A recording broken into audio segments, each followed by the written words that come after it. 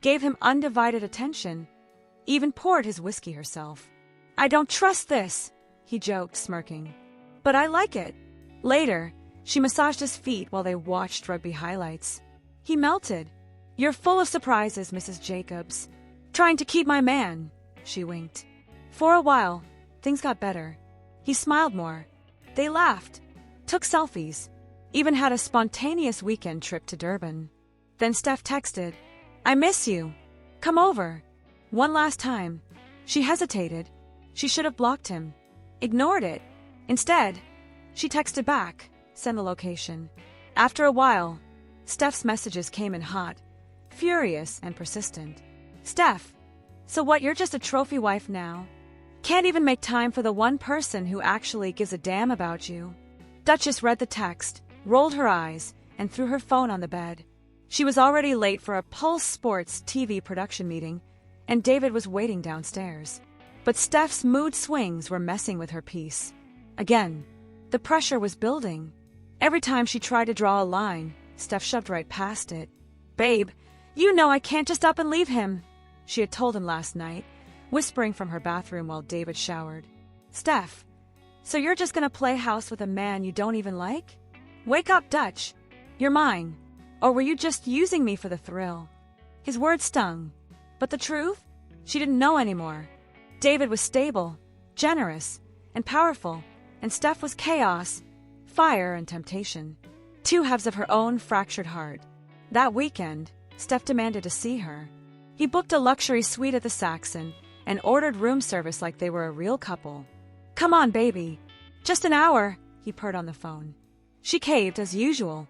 They laughed, kissed, and lay tangled in silk sheets when Duke nearly walked in.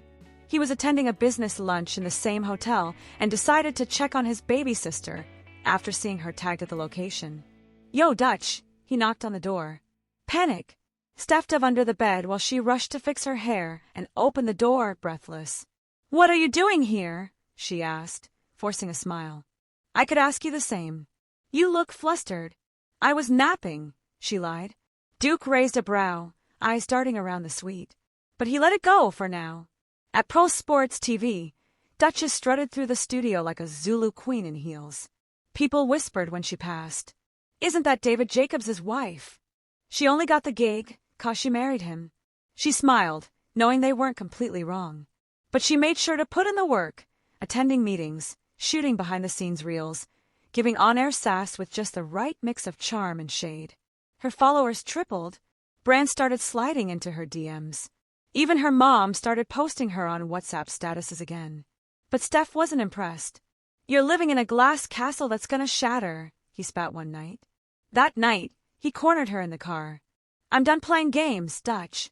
I love you, but I'm not gonna be your side piece forever. Either you leave him or I'm out." The air went cold. "You can't do this now. My career's finally picking up. My parents will kill me. David, he'll destroy me." Steph shook his head. "Then it's over." He slammed the door and didn't look back. Days passed. No calls. No texts. Just silence. Dutchess fell into a fog. Couldn't eat. Couldn't sleep. David noticed. "You're sick?" he asked, watching her nibble dry toast. "I don't know. I just feel off." He booked her an appointment immediately. The doctor ran a few tests, and then came the bombshell. "You're pregnant." Her heart dropped. Pregnant. And she didn't know who the father was. She tried to call Steph.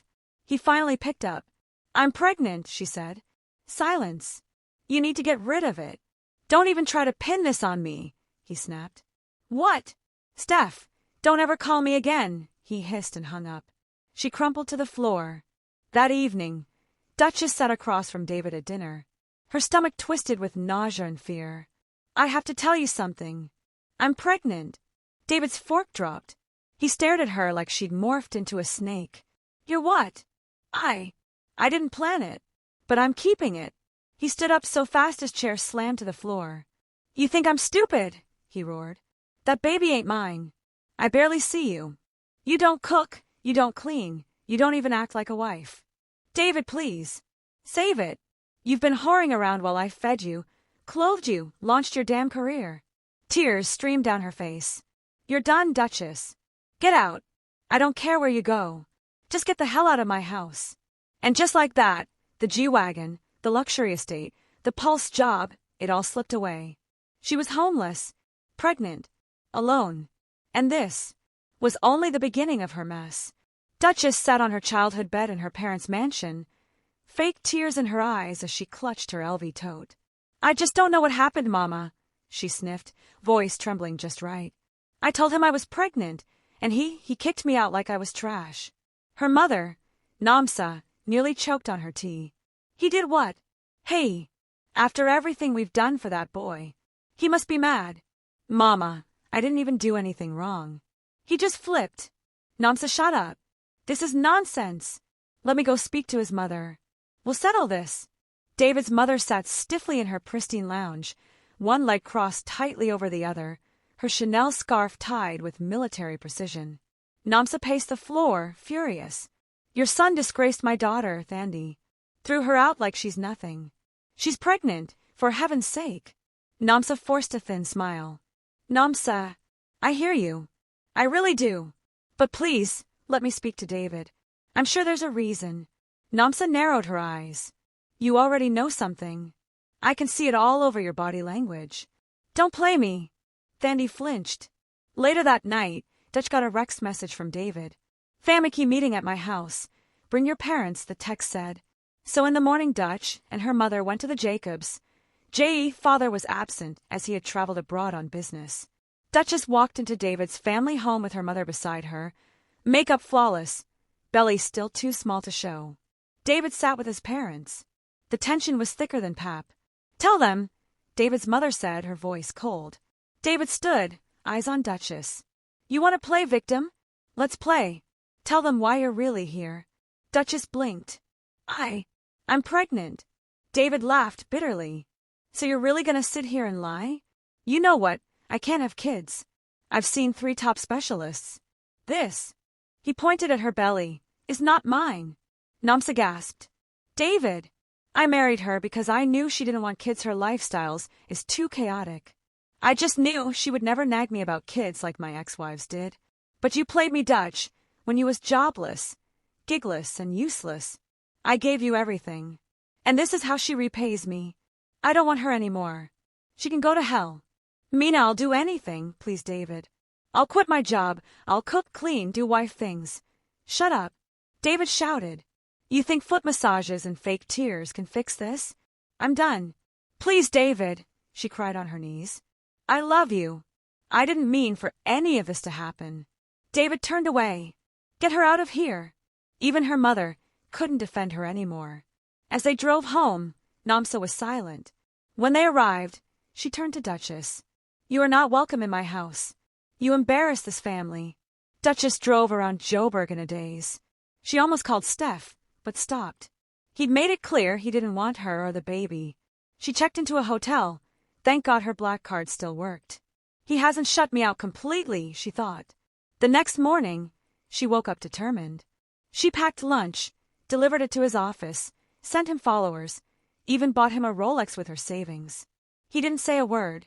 She later got a text. Card declined. Then an email. Indefinite unpaid leave from Pulse. Yo, she whispered. It's really over. Instead of spiraling, she said yes to that podcast everyone had been begging her to do. She arrived with her baby bump covered in couture, lashes on point. So, Dutchess, the host smiled. Rumors are flying. Is it true? Are you pregnant? I am, she said, smiling confidently. I love my husband. He's the best thing that ever happened to me. And I'm happy to say we're expecting our first baby. Social media exploded. Hashtag Baby Jacobs. Hashtag Mrs. Jacobs wins. Hashtag Dutchess delivers. But back at Pulse HQ, David nearly shattered his glass. This girl, he muttered. She just put me in a corner. David didn't have many options now, either divorce Dutch and tell the world she reaching now she is carrying another man's child because he is sterile and suffer the mockery from his peers, or take Dutchess back and accept the baby as his. Clearly old boy wasn't claiming his seed if she pinned it on him, he thought. He called her. You want to play public games? Fine. You can come back. But don't get excited. We're not a couple, we're a brand. I'll tell the public we're fine. But at home, separate bedrooms. No more pulse, no more credit cards, and you don't touch my money. Dutchess bit her lip. Okay, that's fine. I'll do whatever it takes. I just want to come back home. He hung up.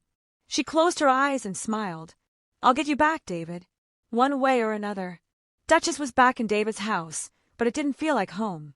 Not with the silence that wrapped around them like a cold mist. David had made good on his terms. They didn't sleep in the same room. He barely spoke to her. And she kept trying. Cooking, cleaning, asking about his day, leaving post-its with quotes and "I'm sorry" scribbles. He didn't even look her way, but she didn't stop. As her belly grew, the tension didn't ease. Instead, it got heavier, just like the weight on her chest. But David wasn't completely blind. Some nights, he'd pass by her room and pause when he heard her talking softly to the baby. He'd watch from the shadows as she folded little onesies, massaged her swollen feet, or cried herself to sleep. He didn't know when it started, but he began to feel something every time he looked at her stomach, something like hope and fear. One evening, after she finished making his favorite dinner, bobo tie, the way his mother used to make, he spoke. Dutch! She turned so fast she almost knocked over the pot. Yes! He didn't sit, just stood at the kitchen door. I need to know the truth. All of it. Now. She froze. Her hands trembled. I want to know who you slept with. When? How long? And if there's even the slightest chance that baby's mine. Dutchess sat down slowly, eyes wide and filled with guilt. It was Steph. David's jaw tightened. We didn't plan it. It started before the wedding. I was confused. I felt trapped. But I chose you, David. I really did. But Steph, he kept pulling me back. David's silence was suffocating. I ended it. I swear on everything, I ended it. The moment I found out I was pregnant, I tried to tell him, and he insulted me. Called me trash. Told me to go raise Jacob's bastard alone. So you still don't know? He asked coldly. I don't, she whispered. But I wish I did. Because I want that baby to be yours so badly. You're the only one who's treated me like I mattered, even when you were mad. He nodded slowly. Thanks for being honest. But that doesn't fix anything. And with that, he walked away. From then on, things were worse. He didn't even say hello. If he saw her crying, he walked past. He was polite, but distant. She posted pictures of him online, laughing while watching soccer or reading on the patio, captioned with things like, "Hubby's laugh is my love language." Lies, all lies. But the world didn't have to know that. She'd order herself flowers and chocolates, post them. Babe spoils me, even when I'm cranky. Pregnancies got me in a chokehold. But the truth? He never said a word. Still, Dutch didn't stop trying. She started making the bed with military corners, ironed his shirts, bought his favorite cologne and sprayed it in the halls, left love notes in his office. And one day, without warning, he showed up at her doctor's appointment. When she saw him walk into the room, her breath hitched. David! He nodded. Figured I should hear what the doctor has to say myself. When the doctor placed the cold gel on her belly and the monitor lit up with the rhythmic beating of their baby's heart, David stared. That's real. Dutchess nodded, holding back tears. That night, she cried quietly into her pillow, not from pain, but joy. And from there, something began to shift. David didn't speak much, but he started noticing her. He left a bottle of her favorite mango juice in the fridge. He upgraded her prenatal vitamins. He even rubbed her feet one night when she fell asleep on the couch. No words, just silence. But it meant everything. Jewels, and David surprised her with a baby shower. Pastel colors, big balloons, media in attendance, and a cake that read, "Little Jacob's on the way." It was the first time David smiled at her in public. She didn't let Steph near her thoughts. Her baby was going to be a Jacob's. Full stop. And when the baby finally came, a stormy night in Santon, David was right there in the hospital room, clutching her hand, his jaw clenched, his eyes locked on hers. When the baby cried for the first time, something broke in him. A girl, the nurse said. Name her, Dutchess whispered through exhausted tears. David looked down at the tiny bundle. Surrey, he said, because she's beautiful. That night, he didn't go home. He stayed in that hospital chair, holding his daughter, staring at her like she was the only truth that ever mattered. Later, he asked Dutchess for full parental rights. "She's mine," he said. "If you ever let Steph near her—" "I won't," Dutchess interrupted. "She's yours. Only yours." Zuri changed everything. She softened Dutchess. She didn't care about being on the scene anymore. She wanted to read books, sing lullabies, and rock her baby to sleep. David changed too. He wasn't just the business bulldog anymore. He was daddy. They still had scars, but every day they built something. A late-night bottle feed, a shared laugh, a Sunday nap with Zuri between them. And slowly, the silence faded. Dutchess now watched David with different eyes. She used to love him for what he gave her: status, luxury, validation. But now, it was the way he changed diapers at 3 a.m. without complaint. The way he rocked Zuri to sleep while humming an old struggle song. The way he looked at their daughter like she was his whole world. That was the day her love deep and matured. David took a break from his business and told her, "Pack your bags. We're going away. Just us. You, me, and Zuri. Private jet. First class everything." They landed in Kenya for a luxury safari before heading to Zanzibar. They bathed Zuri in sunlight and sea breeze. They went on game drives, saw lions up close, dipped their feet in crystal waters, and watched sunsets wrapped in soft blankets on the beach. David bought her a flowing dress from a local designer. At lunch, he leaned in and said, "You ready to get back to pole sport?" Dutchess shook her head gently. "No. I want to work, but not like before. I want to be present. For you. For Zuri. Maybe part-time. Maybe something smaller." He smiled. "That's growth, Mama." But peace was short-lived. A DM from Steph lit up her screen like fire. "You think this is over? That idiot isn't Zuri's father. I want to see my child. Change her surname, or I'll go public. You'll lose everything." She ignored him at first, then told Duke. Duke's face turned to stone. "I'll handle him. But you need to tell David. He's your husband. Don't let Steph control you." So she did. That night, heart in hand, Dutchess told David. His jaw clenched. He said nothing. The next day, Steph got a visit. Not from Dutchess. Not from Duke. From David. Nobody knew the full story. Only that Steph was seen limping, with a bloodied lip, packing up to leave Joburg. Rumors spread that David had handled things like a Khumalo. Steph never contacted Dutchess again. Things shifted after that. David and Dutchess had long, deep talks at night. About forgiveness. About fighting for love. About how to make more children. They researched IVF, surrogacy, adoption, even joked about making their own soccer team. Dutchess finally made peace with her mother. One afternoon, they sat in the garden. "I judged you too harshly," her mom whispered, tears in her eyes. "You didn't need punishment. You needed grace." They hugged for a long time, both crying. Zuri's first birthday was the most beautiful event of the year. Flowers, cupcakes, matching outfits, and smiles that were finally real. David gave Dutchess a new promise ring, whispering, "I see you now. The real you. And I'm proud of her." But across town, a different kind of storm was brewing. Royalty sat alone in her law office, lit only by city lights and the glow of a criminal file. She was brilliant, beautiful, powerful, and utterly empty. No friends, no man, no joy. Until she took a case no one wanted at her firm. A murder charge with blood written all over it. A client no one believed in. She did it for the thrill. Until she saw him. Handsome, cold, dangerous. Their eyes locked. Something unspoken passed between them. Royalty took a breath. "Mr. Mwale, I'm your lawyer now." But deep inside, she knew this was more than a case. It was chaos waiting to happen. The end for now.